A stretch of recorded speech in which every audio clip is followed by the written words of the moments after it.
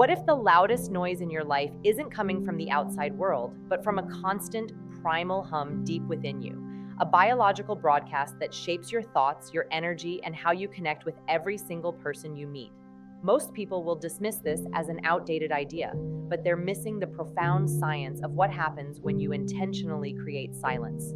99% will skip the final chapter on authentic connection, and that's where the entire purpose of this experiment is revealed.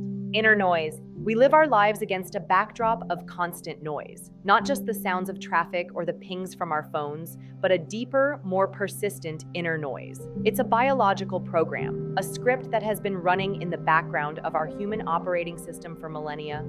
It's the drive for connection, for procreation, for attraction. It's a powerful and beautiful part of our nature, but we rarely stop to consider the sheer amount of mental and emotional energy it consumes. Think of it like a background app on your phone that is constantly running, constantly using processing power, constantly draining your battery, even when you're not actively using it.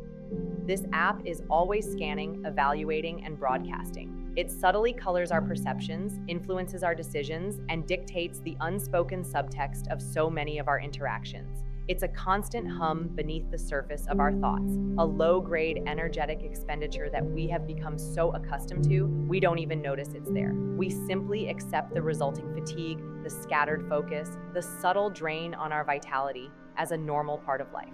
This inner broadcast isn't just in our minds, it's in our bodies. It dictates a huge portion of our nonverbal communication, our body language. We subconsciously adjust our posture, our vocal tone, our eye contact, all in service of this ancient program. We send out signals of availability, of interest, of assessment, and we are constantly decoding the signals of others. It's a silent, complex, and utterly exhausting dance that we are all participating in all the time. This process takes up an incredible amount of our cognitive real estate. The brain is a finite resource. It only has so much attention, so much decision-making power in a given day. And a huge portion of that precious resource is allocated to this constant primal social analysis. It's the reason why we can leave a party or a social gathering feeling so completely drained, even if we had a wonderful time. We weren't just talking. We were processing thousands of nonverbal cues, running complex social algorithms, and managing our own constant broadcast. The idea of abstinence in this context is not about morality or restriction in the traditional sense. It is about a conscious and intentional experiment. It is the act of temporarily turning off this powerful, energy-consuming background app. It is a choice to see what happens to our entire operating system when we free up that immense amount of processing power. What happens to our energy levels? What happens to our mental clarity? What happens to the quality of our connections when we stop broadcasting and decoding on that primal frequency? This is not about denial. It is about discovery.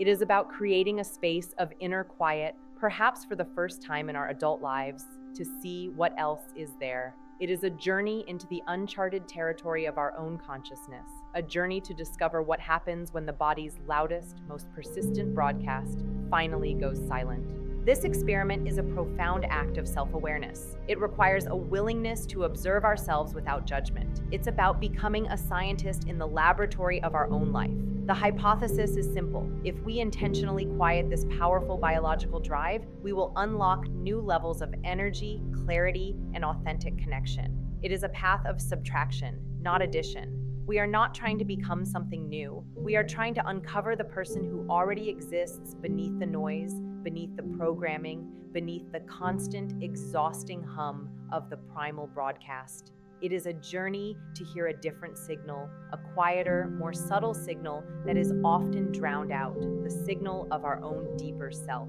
what some might call the soul. And the truth it speaks can be surprising, transformative, and deeply liberating. Body signals. When we intentionally quiet the inner noise, one of the first and most fascinating things that happens is a dramatic shift in our nonverbal communication, our physical signature. Before, a huge part of our body language was unconsciously dedicated to the primal broadcast. We were sending and receiving cues related to attraction and social hierarchy. Think of it as a kind of peacocking.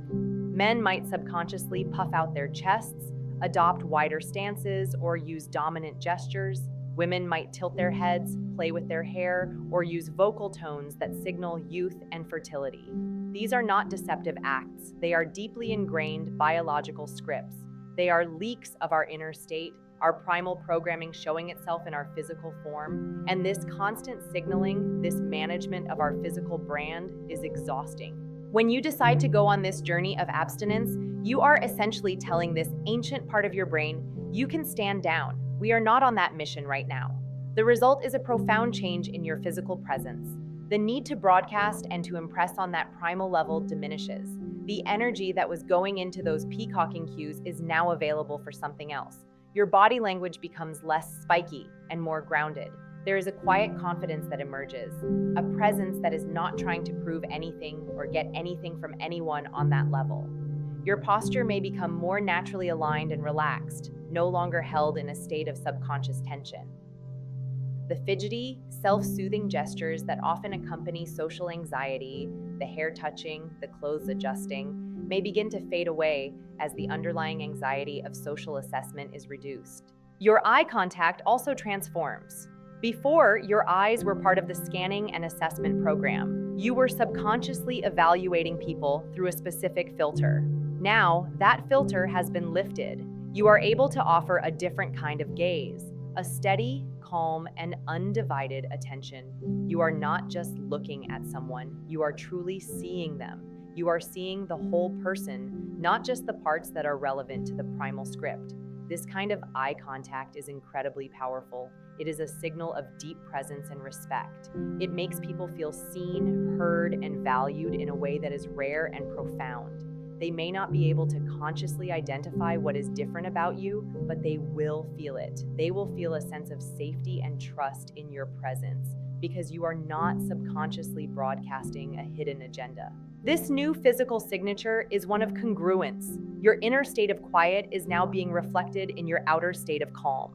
There is no longer a conflict between your conscious mind, which might be trying to have a professional conversation, and your subconscious body, which might be running the attraction and dominance program in the background.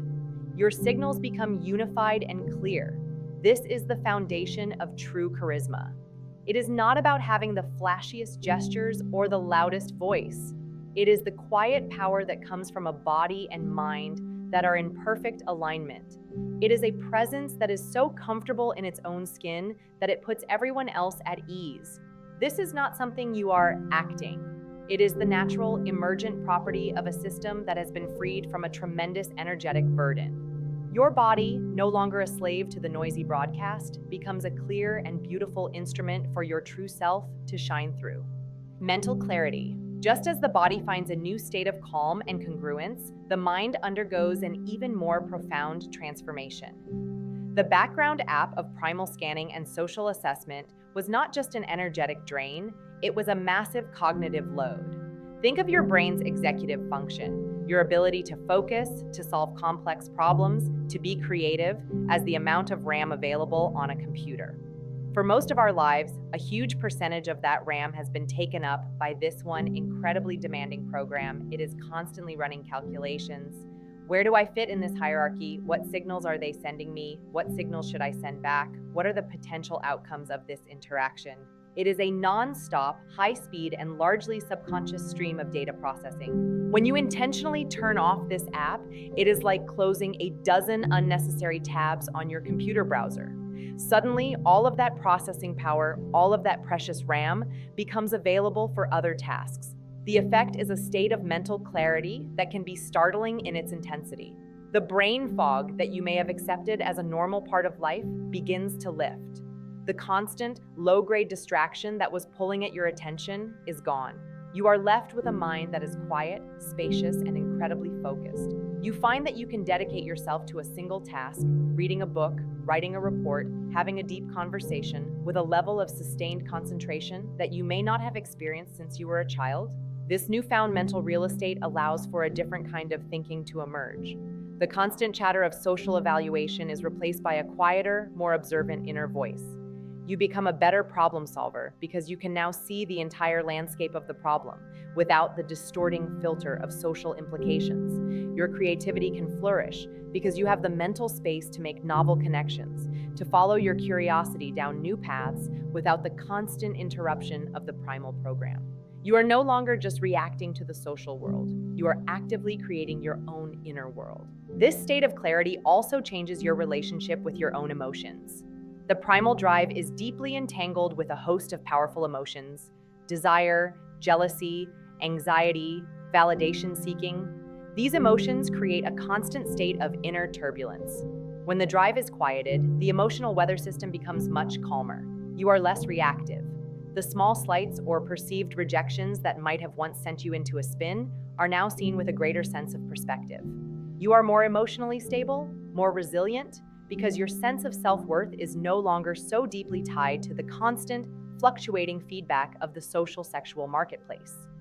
You are moving from a state of being externally referenced to internally referenced. Your emotional center of gravity shifts from the chaotic world outside to the quiet, stable core within. This is not a state of emotionless detachment. It is a state of emotional freedom, the freedom to feel your true emotions without the distorting noise of the ancient primal script. Energy recalibration. One of the most immediate and tangible effects of this practice is a profound recalibration of your personal energy. The amount of life force that is conserved when you are not constantly fueling the primal broadcast is simply staggering. This is not just mental energy we are talking about, but a deep physiological and even spiritual energy.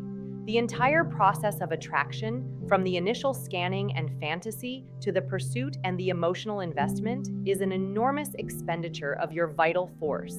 It is a biological project that the body prioritizes above almost all else.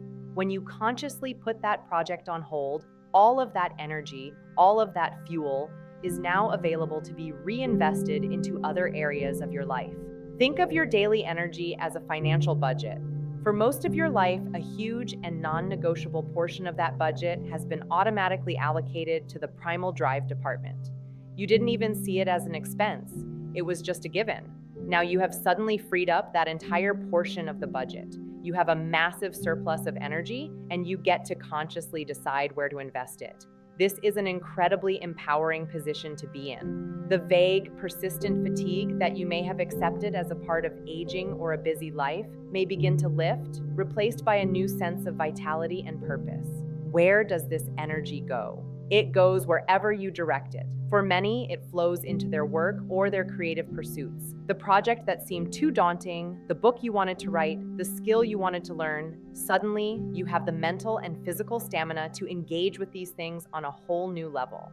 Your capacity for deep, focused work expands dramatically. You are no longer trying to work with a depleted battery. You are working from a place of surplus. For others, this energy flows into their physical well-being. They find they have a new motivation to exercise, to cook healthy meals, to care for the temple of their body.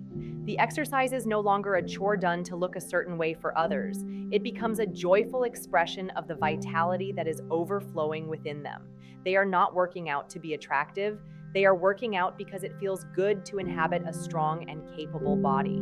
The motivation shifts from external validation to internal celebration. And for many, this newfound energy flows into a deeper exploration of their inner world. It is the energy needed for spiritual practice, for meditation, for self-reflection, for healing old wounds. These are practices that require a great deal of quiet, sustained energy, the very kind of energy that is so often consumed by the inner noise. When the body goes silent, you finally have the fuel to embark on the great journey inward, to explore the deeper questions of your life, of your purpose, of your connection to something larger than yourself. This is not an escape from life. It is a deeper engagement with it, fueled by a powerful, reclaimed, and consciously directed life force. Authentic connection. This is the chapter that most people miss, and it is the entire point of the journey. The common fear is that a period of abstinence will lead to a state of isolation, of disconnection from others. The reality, the profound and beautiful truth, is the exact opposite. By quieting the primal broadcast, you do not lose connection. You discover a depth and quality of connection that was previously unimaginable. You learn to connect with others not through a filter of need and assessment, but through a lens of pure, unfiltered presence. Before, Many of your interactions were, on a subconscious level, transactional.